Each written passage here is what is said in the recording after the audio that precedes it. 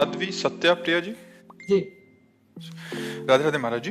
महाराज जी, युवाओं में राष्ट्रभक्ति कैसे जागृत हो? देखो, जब तक हमारा हृदय स्वार्थ की मलिनता से युक्त है तब तक वो भगवान के प्रति समर्पण या राष्ट्र के प्रति समर्पण नहीं होता। जब हमारा परहित की भावना जागृत हो जाए कि दूसरों का मंगल हो, तो पहले घर का मंगल हो, फिर पड़ोस का मंगल हो, फिर ग्राम का मंगल हो, फिर प्रदेश का मंगल हो, फिर राष्ट्र का मंगल हो। राष्ट्र के मंगल के लिए बहुत विशाल हृदय चाहिए, बहुत पवित्र हृदय चाहिए, प्राणों को बलिहार करने का।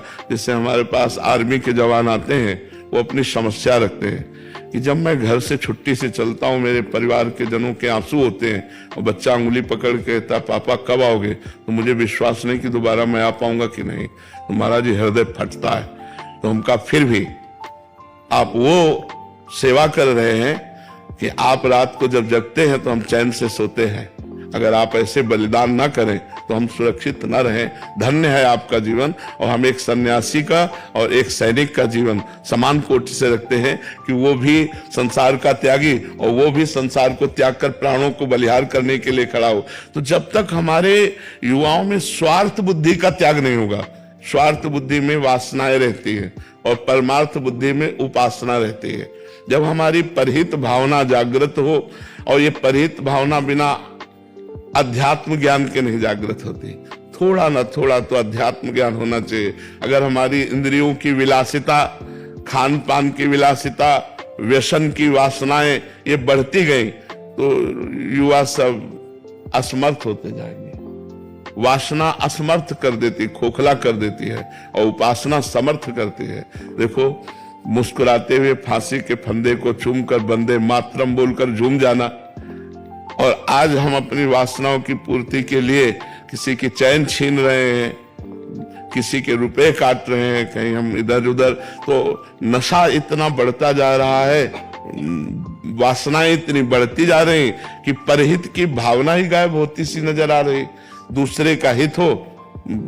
अब देखो, एक जवान आदमी बैठा है और एक बूढ़ी माँ खड़ी है, उसको इतना ज्ञान नहीं है कि वयोवृद्ध है, हम खड़े हो जाते हैं, हमें कोई परेशानी नहीं, लेकिन इसको खड़े होने में भी परेशानी।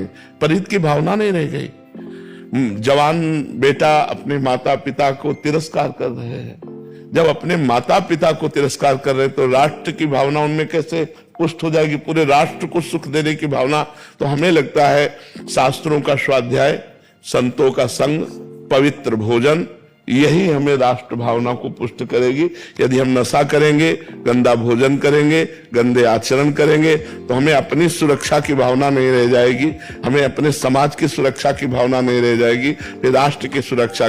और शराब पीना, ड्रग्स लेना, हुक्का पीना, ये सब अपने जीवन को नष्ट कर देने वाली बातें हैं। जिन भाइयों में हैं उनको छोड़ देना चाहिए।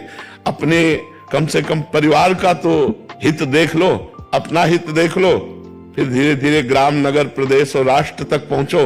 मनुष्य जीवन इस तरह व्यर्थ करने के लिए नहीं मिला कि हम किसी व्यसन के अधीन हो जाएं, किसी वासना का शिकार बन जाएं।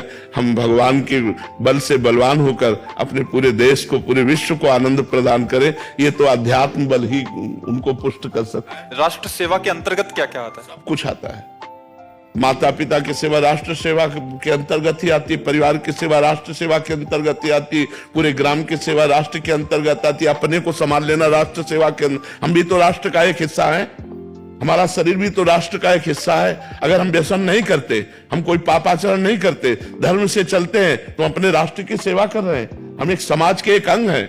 अगर हम एक गंदे हैं तो हमारा समाज के एक अंग गंदा है, हमारे राष्ट्र का एक अंग गंदा है। अगर हम अपना सुधार करते हुए दसियों को सुधार के मार्ग में ले चले तो हम राष्ट्र सेवा ही कर रहे हैं।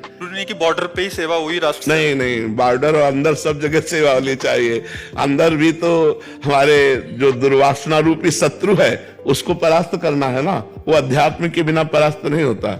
दुर्वासनाएं मम सदा परिकर्षयन्ति, जो दुर्वासनाएं खींचकर हमारे द्वारा पाप कराती है, जैसे बहन बेटियों के साथ गलत आचरण करके उनकी हत्या कर देना या लूटपाट करना, हिंसा करना, छोटी छोटी बातों में अपने भाई बहन के रिश्तों को नष्ट कर देना, भाई भाई की हत्या कर रहा है, पत्नी पति की हत्या कर रही, पति पत्नी की हत्या कर रहे, ये सब जो दुर्वासनाओं का खेल है, ये जो मतलब गंदी बातें अंदर आ गई, जो हिंसात्मक वृत्तियां आ गई, इनका त्याग हो तभी हमारी राष्ट्र सेवा होगी।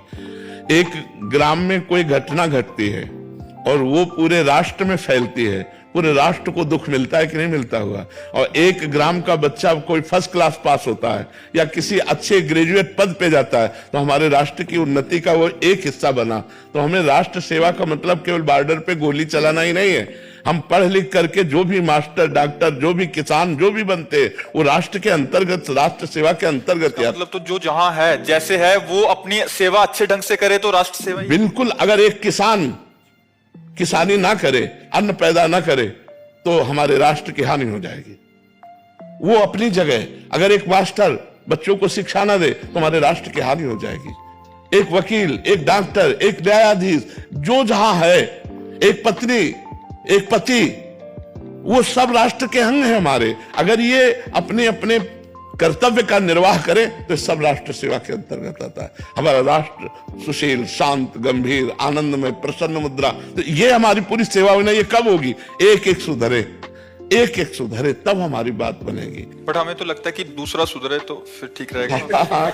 यही हमारी बातें रहती कि हम जैसे तैसे बने रहे, लेकिन दूसरा। पुस्तक में कहा था कि श्री जी का 1 महीना चारित्र शुद्ध रखो, शुद्ध अंतकरण रखो और भक्ति करके देखो, आपको कैसे चमत्कार हो गया, आप देख लो।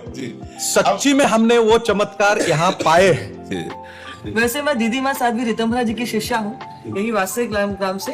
तो भक्ति के ऊपर आपके बहुत सुंदर लोगों में, अभी जैसे आपने भी बताया कि बहुत बड़ा, तो आज हम तो आपके चरणों से कृतज्ञता व्यक्त करने आए थे कि आपके कारण बहुत बड़े समाज के अंदर बहुत कृतज्ञता तो आप सबकी चरण रज का प्रभाव ही है और कुछ नहीं। सब संतों का आशीर्वाद, सबकी चरण रज।